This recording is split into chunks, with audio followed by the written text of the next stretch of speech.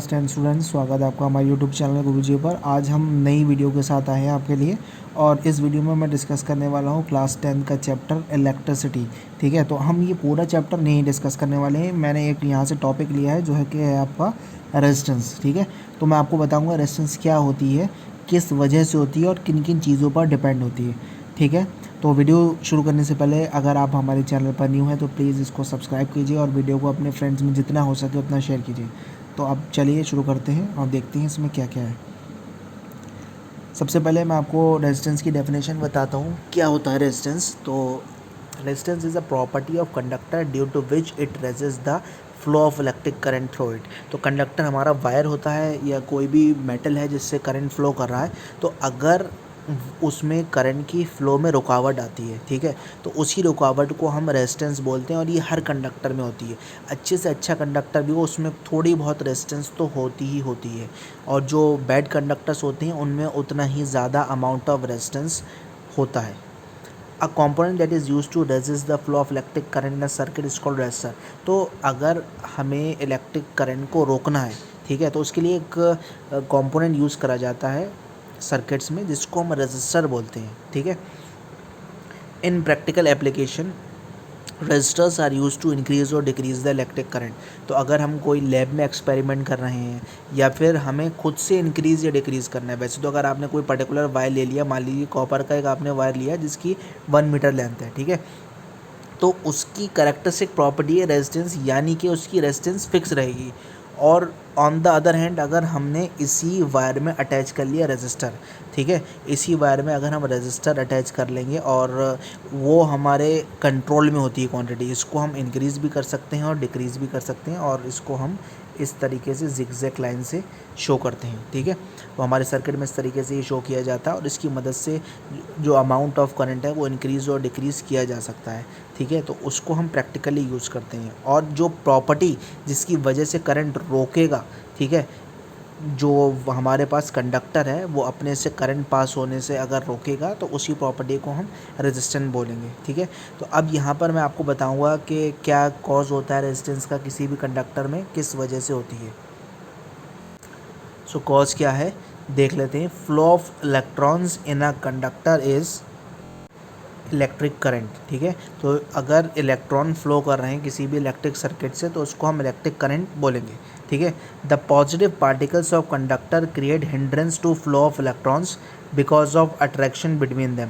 तो देखिए कोई भी जो हमारा कंडक्टर होता है उसमें मान लीजिए ये नेगेटिव पार्टिकल्स यानी कि इलेक्ट्रॉन फ्लो कर रहे हैं, ठीक है, तो जब ये इलेक्ट्रॉन्स यानी कि नेगेटिव पार्टिकल्स इसमें फ़्लो करते हैं तो साथ में पॉजिटिव पार्टिकल्स इनके रास्ते में इनको ब्लॉक करेंगे और हिंड्रेंस इसके फ़्लो को प्रोवाइड करेंगे। हिंड्रेंस मतलब होता है रुकावट। ठीक है, अब इसी हिंड्रेंस की वजह से रेजिस्टेंस फॉर्म होता है, यानी कि जो हमारे इलेक्ट्रॉन है वो जिस दिशा में जा रहे हैं, मान लीजिए इस दिशा में हमारे इलेक्ट्रॉन जा रहे हैं तो उनको जाने से रोकेगा, ठीक है, ब्लॉक करेगा, वही रेजिस्टेंस का कॉज है। ठीक है, तो ये ध्यान रखना है कि पॉजिटिव आयंस कभी कभी जो हमारा इलेक्ट्रॉन का पाथ होता है उसमें पॉजिटिव आयंस आ जाते हैं बीच में, जिनकी वजह से इनका कोलिजन होगा। मान लीजिए अभी इस डायरेक्शन में जा रहा था, कोलिजन होने की वजह से या तो ये इस डायरेक्शन में निकल सकता है या ये वापस निकल सकता है, तो जहाँ जा रहा था वहाँ तो नहीं पहुँच पाया ना। स्ट्रेट अगर निकलता तो इसमें टाइम भी वेस्ट कम होता और जहाँ पहुँचना है वो ईज़िली पहुँच जाता। ये रुकावट जो होती है वही रेजिस्टेंस होती है। और देखिए जब इनके बीच में कोलिजन होगा इलेक्ट्रॉन और पॉजिटिव आयन के बीच में, तो यहाँ पर एक फ्रिक्शनल फोर्स भी लगेगी जिसकी वजह से जो टेम्परेचर है हमारे कंडक्टर का वो राइज़ हो जाएगा। ठीक है, तो ये हमारी इलेक्ट्रिसिटी एक तरीके से वेस्ट भी करता है। और इसका दूसरी तरह से एक एप्लीकेशन भी है, जो हमारे गीज़र्स होते हैं या इलेक्ट्रिक ओवन है, ठीक है, या फिर हीटर्स हैं, उसमें हमें हीटिंग चाहिए होती है, इसलिए ज़्यादा से ज़्यादा रेजिस्टेंस रखी जाती है वायर्स की ताकि large amount of heat produce हो सके। अब हमें प्रोवाइडेड है फैक्टर जिस पर रेजिस्टेंस डिपेंड होने वाला है। तो factors on which resistance of a conductor depends are given as follows. तो रेजिस्टेंस जो होती है कंडक्टर में वो डिपेंड होती है नेचर पर। किसके नेचर पर? जो हमारा कंडक्टर है या वायर जो है हमारा, ठीक है, nature, length and area of cross section of the conductor, यानी कि जो कंडक्टर का जितना एरिया ऑफ क्रॉस सेक्शन होगा उस पर भी रेजिस्टेंस डिपेंड होती है।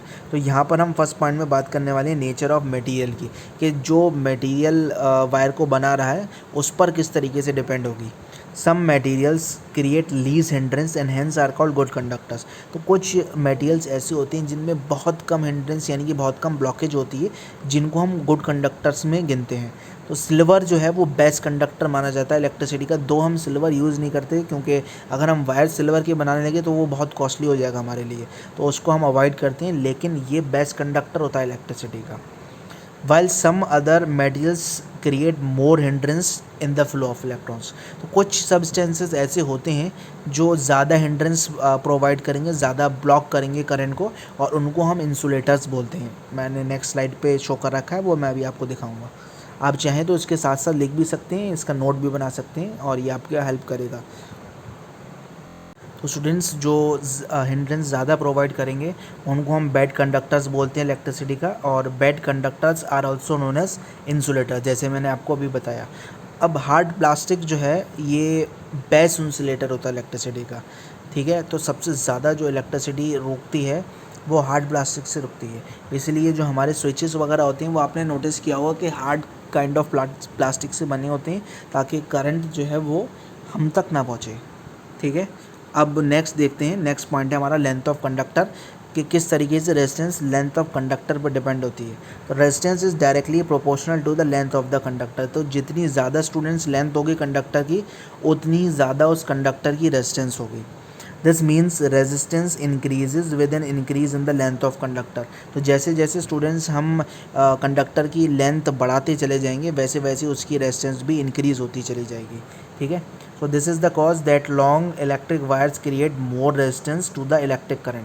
तो अगर हमारे पास लॉन्ग वायर्स हैं तो उनमें ज़्यादा रेजिस्टेंस होगी in comparison to the shorter one. मान लीजिए कॉपर का आपके पास वायर है जो 100 मीटर्स का है, और वही मटेरियल का उतने ही डायमीटर का अगर हम दूसरा कॉपर वायर लें जिसकी लेंथ 10 मीटर है, तो इसकी रेजिस्टेंस कम होगी और इसकी रेजिस्टेंस जो है वो ज़्यादा होगी। यानी कि ये हमारा इलेक्ट्रिसिटी जो है वो ज़्यादा वेस्ट करने वाला है लॉन्ग वायर, ठीक है। This is the cause that long electric wires create more resistance to the electric current. और जो रेजिस्टेंस होती है, क्योंकि डायरेक्टली डिपेंडेंट है, यानी कि जैसे जैसे लेंथ बढ़ रही है वैसे वैसे रेजिस्टेंस भी बढ़ती चली जा रही है, तो इसलिए हम बोलते हैं resistance is directly proportional to the length of conductor. Students directly proportional हम तब लगाते हैं जब एक चीज़ बढ़ने की वजह से दूसरी चीज़ भी बढ़ जाए, ठीक है। तो इसको हम इस तरीके से लिखेंगे, R is proportional to L, ठीक है। तो स्टूडेंट्स इसको हम इक्वेशंस की फॉर्म में लिख रहे हैं, तो यहाँ पर इक्वेशन नंबर 1 डाल लेना, ठीक है। यानी कि रेजिस्टेंस डायरेक्टली प्रोपोर्शनल है लेंथ के, तो R is proportional to L लिख लिया, और ये हमारी इक्वेशन नंबर 1 हो गई। स्टूडेंट्स नेक्स्ट जो फैक्टर है जिस पर रेजिस्टेंस डिपेंड होती है वो है एरिया ऑफ क्रॉस सेक्शन। तो रेजिस्टेंस अगर हमने कैपिटल आर से डिनोट किए तो वो इन्वर्सली प्रोपोर्शनल होती है to the area of cross section, ठीक है। जो भी हमारा कंडक्टर है, मान लीजिए ये हमारा कंडक्टर है और इसका ये डायमीटर दे रखा है, ठीक है, या एरिया ऑफ क्रॉस सेक्शन भी बोल सकते हैं।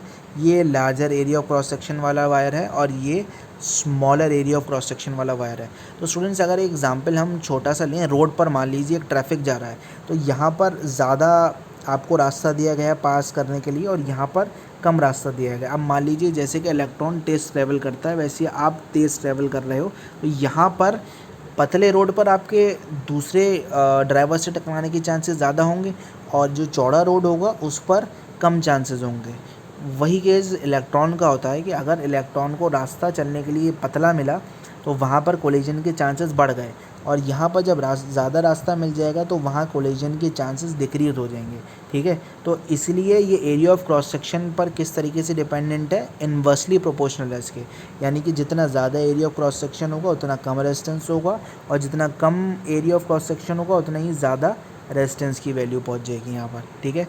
अब स्टूडेंट्स देखिए, this means R will decrease with an increase in the area of conductor and vice versa. जैसे मैंने आपको बताया कि जैसे जैसे एरिया ऑफ कंडक्टर बढ़ेगा आर जो है वैसे वैसे डिक्रीज़ होता चला जाएगा, ठीक है।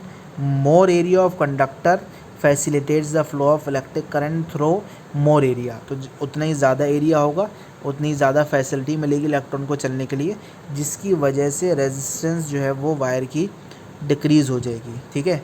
So this is the cause that thick copper wire create less resistance to the electric current. तो इसी वजह से अगर हमारे पास थिक कॉपर वायर है तो उसमें रेजिस्टेंस कैसी होगी, कम होगी, ठीक है। अब इसीलिए इसको हम किस तरीके से लिखेंगे, ये इन्वर्सली प्रोपोर्शनल जब भी होता है तो डिनोमिनेटर में ले जाती हैं उस चीज़ को जिसकी इन्वर्सली प्रोपोर्शनल होगा। तो यहाँ पर लिखेंगे रेजिस्टेंस इज इन्वर्सली प्रोपोर्शनल का मतलब है 1 upon area of cross section, और इसको हम इस तरीके से लिख सकते हैं जैसे कि यहाँ पर लिखा हुआ है। तो R is inversely proportional to 1 upon A, ठीक है स्टूडेंट्स। अब यहाँ पर मैंने अभी आपको जस्ट इक्वेशन नंबर 1 बताई थी जहाँ पर मैंने लिखा था R is proportional to L, और यहाँ पर R is inversely proportional to A है। तो अगर हम इक्वेशंस 1 और 2 को कंबाइन करते हैं स्टूडेंट्स, तो देखिए क्या निकल कर आता है हमारे पास। तो स्टूडेंट्स यहाँ पर दोनों को कंबाइन करने के बाद आ जाएगा R इज़ प्रोपोर्शनलिटी का साइन L अपॉन A। तो स्टूडेंट्स यहाँ पर आप प्लीज़ कंफ्यूज मत होना, वहाँ पर 1 था इक्वेशन नंबर जो सेकंड थी, और यहाँ जो है वो L होगा, ठीक है। तो सिमिलर लग रहे हैं लेकिन एक्चुअली में यहाँ पर L है, ठीक है। तो यहाँ पर आ जाएगा रो L अपॉन A, ठीक है। सॉरी, रो अभी मैंने आपको बताया नहीं है, यहाँ पर सिर्फ अभी आप देखिए L अपॉन A आ रहा है। जब स्टूडेंट्स हम प्रोपोर्शनलिटी का साइन हटाते हैं, प्रोपोर्शनलिटी का साइन हटाने के बाद एक कांस्टेंट लग जाता है जो यहाँ रो बोला जाता है, ये समवॉट पी की तरह लिखते हैं हम इसको, और यहाँ पर L अपॉन A आ जाएगा, ठीक है। तो यहाँ पर रो RHO से लिखा जाता है, ये प्रोपोर्शनलिटी कांस्टेंट है, और इसको हम इलेक्ट्रिकल रेजिस्टिविटी भी बोलते हैं किसी मटेरियल की, कंडक्टर के, ठीक है। तो इक्वेशन जो हमारी 3 थी वहाँ पर मैंने आपको लिखा था कि रो L अपॉन A है, तो अगर हम A को शिफ्ट कर दें लेफ़्ट साइड तो ये हो जाएगा A R या RA is equal to rho L हो जाएगा। और इससे हम रो का फॉर्मूला भी निकाल सकते हैं स्टूडेंट्स। रो की वैल्यू क्या हो जाएगी, रो इज़ इक्वल टू हो जाएगा, ये जो L है डिनोमिनेटर में ले जाइए स्टूडेंट्स, तो ये हो जाएगा हमारे पास AR अपॉन L, ये हमारी रजिस्टिविटी की वैल्यू मिल गई। रेजिस्टेंस का फॉर्मूला अगर स्टूडेंट्स हमें निकालना हो, ये न्यूमेरिकल में आता है तो इसको आपको लर्न करना पड़ेगा, ये होता है रो L अपॉन A, और इसी से हम रेजिस्टिविटी भी निकाल सकते हैं स्टूडेंट्स। तो रेजिस्टिविटी किसकी इक्वल होती है, resistivity rho is equal to होती है AR अपॉन L की इक्वल होती है, ठीक है। तो इस तरीके से हम जो है वो दोनों फार्मूलाज का यूज़ करेंगे न्यूमेरिकल्स में।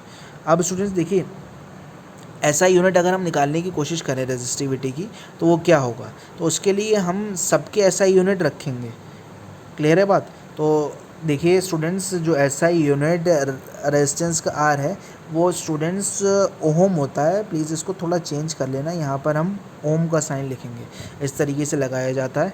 और एरिया का ऐसा यूनिट होता है मीटर स्क्वायर, तो ये मीटर स्क्वायर है स्टूडेंट्स। अब ऐसा यूनिट जो है लेंथ का वो हमें पता है कितना होता है, मीटर होता है। तो अब रेजिस्टिविटी जो हमने लिखी है वो ये वाले फॉर्मूले से देखिए, आर ए अपॉन एल है, तो rho is equal to R की जगह, रेजिस्टेंस की जगह हम लगाएंगे ओम, और स्टूडेंट्स ए की जगह हम क्या लिखेंगे, मीटर स्क्वायर लिखेंगे, और यहाँ पर डिनोमिनेटर में क्या है, मीटर है। अब स्टूडेंट्स जब मीटर खाली दे रखा है तो यहाँ मीटर की पावर 1 होने वाली है, तो इससे एक हम पावर क्या करेंगे, यहाँ पर माइनस कर देंगे।